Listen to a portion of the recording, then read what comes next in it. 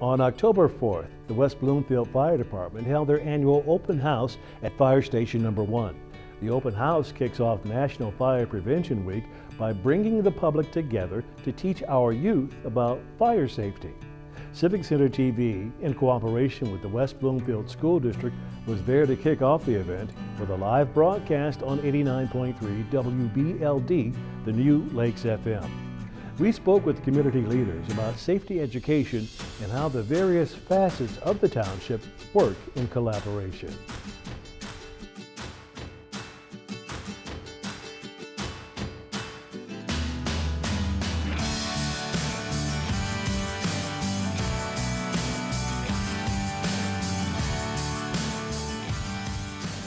We're broadcasting live at the West Bloomfield Fire Station 1 for their annual open house, and you're listening to 89.3 WBLD, the all-new Lakes FM.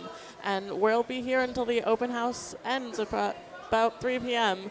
I'm Penny Rubin for Civic Center TV, here also with George Moore from Civic Center TV. Hello, everybody. And you can come on down to Fire Station 1, located just north of the West Bloomfield High School, and look at the new fire truck that they just purchased and all of the wonderful equipment. And we're sitting here with Byron Turnquist, Deputy Fire Marshal for the West Bloomfield Fire Department. Thank you for joining us, Byron. Oh, you're welcome. Good afternoon. So can you tell us a little bit about what you do as a Deputy Fire Marshal? I've got several roles in the department. A couple of the main ones, we do plan review for new construction, new developments. We do fire investigations to determine the origin and cause of all the fires that happen within the boundaries of the township. And then a main role that we have, we do the annual fire inspections for all the commercial occupancies to ensure that people visiting the businesses in the township are safe, along with the business owners. They have a lot of money invested in the business and in the township. We want to make sure everybody's safe and we don't have any accidental fires. Yeah, we had actually touched on that before to combine, of course, keeping the community safe, but also the businesses. So I'm glad you brought that up because everybody needs to get involved in that. The fire investigations, walk us through that, how that works out and the different scenarios.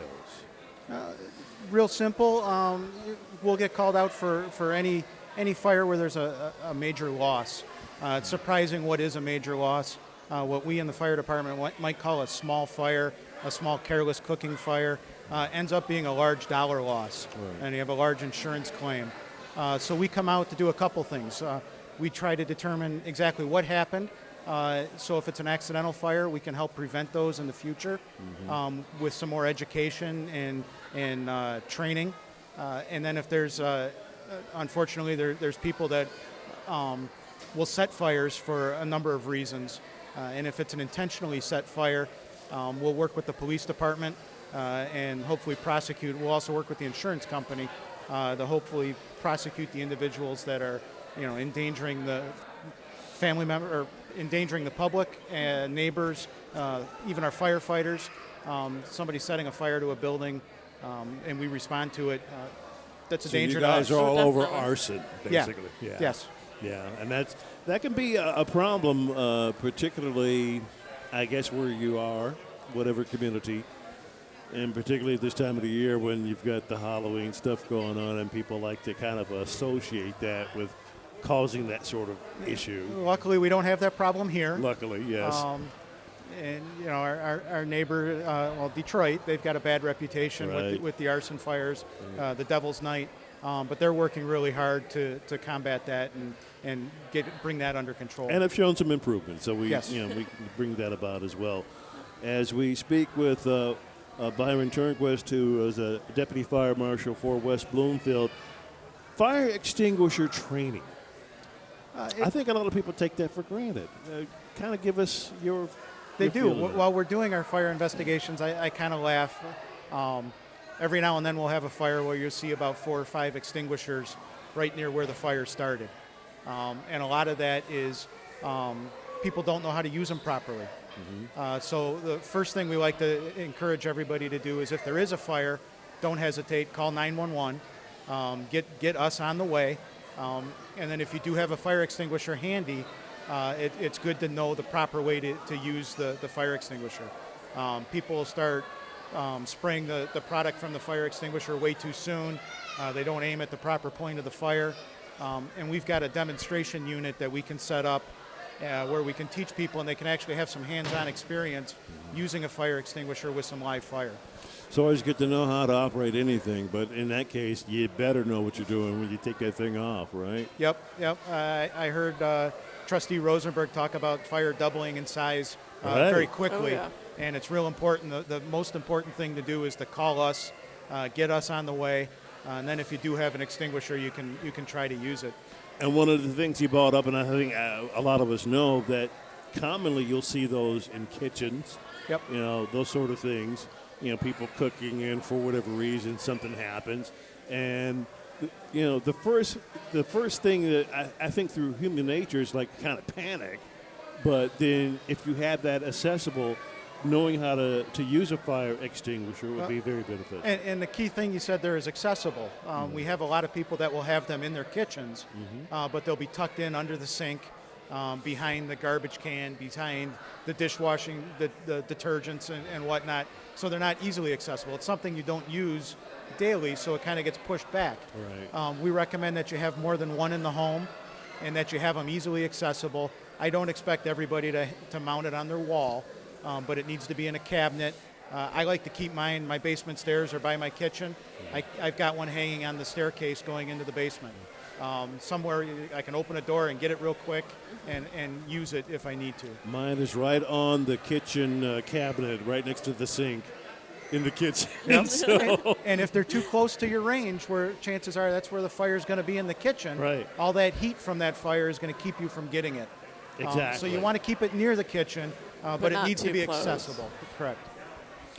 One of the things we haven't touched on in the general scheme of things, and you could touch on this, is when you're responding to something like this, and if it's a substantial fire, you're going to be dealing with smoke. Yes. So what can people do if they run into that situation to keep them around so you guys can get to them? Yeah, well, again, you know, if you have a fire in your house, the smoke's going to develop very quickly along with the fire. The smoke is going to be hot, so it's going to rise to the ceiling. So that's why we start teaching all the little kids in schools to stay low, and you crawl underneath the smoke. So you know, if you're trapped upstairs in your bedroom, before you even open your bedroom door, you want to feel the door, make sure it's cool to the touch and not hot. That's an indicator of how close the fire might be to you. If the door's cool to the touch, you can open it, take a peek, see what's going on, and if you feel that you can get out, you want to crawl low under the smoke and get out of the house quickly.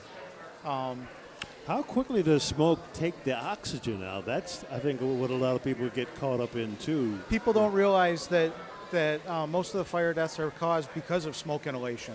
It's not the actual fire, it's the smoke that'll get you.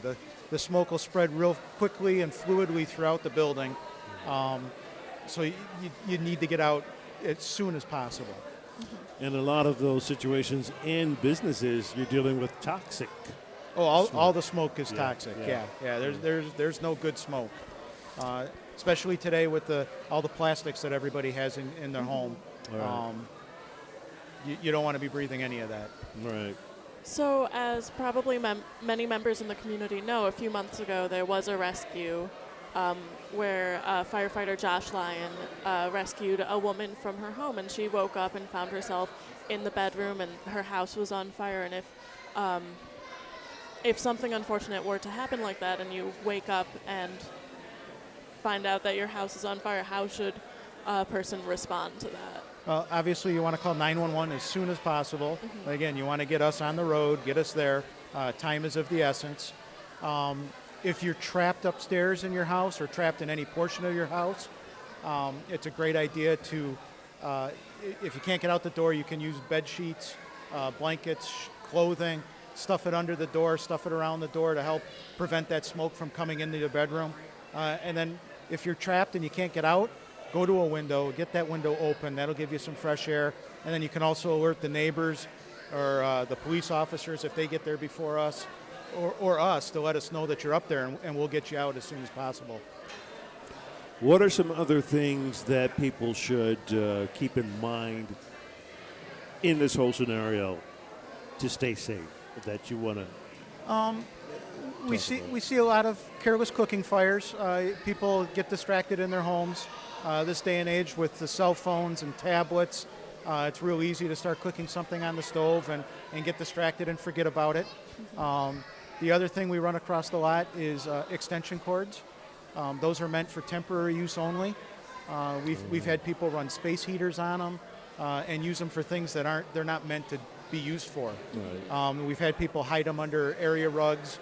And that cord will get broken down over time, which will eventually lead to a fire. And being under a rug or under a piece of furniture, you don't see it. Right. So you don't know that problem is looming. And then another thing that we see from time to time is combustibles stored too close to the furnace or water heater. People that have gas-operated devices, there's a flame there, and if that's not being vented properly, that flame can actually come out and ignite combustibles that are stored too close. So just common things that people can do themselves to keep themselves safe and prevent these type of incidents from happening is what you guys really specialize in. We appreciate the fact that you're there as first responders because it really becomes a situation that could be dire, and you guys are always right there. So thank you. We're happy to be here for the community. Residents came out in large numbers to learn about fire prevention and to support its local heroes. To see more of our live broadcast of the West Bloomfield Fire Department Open House on 89.3 WBLD, visit our website at civiccentertv.com/2015 WBFD Open House.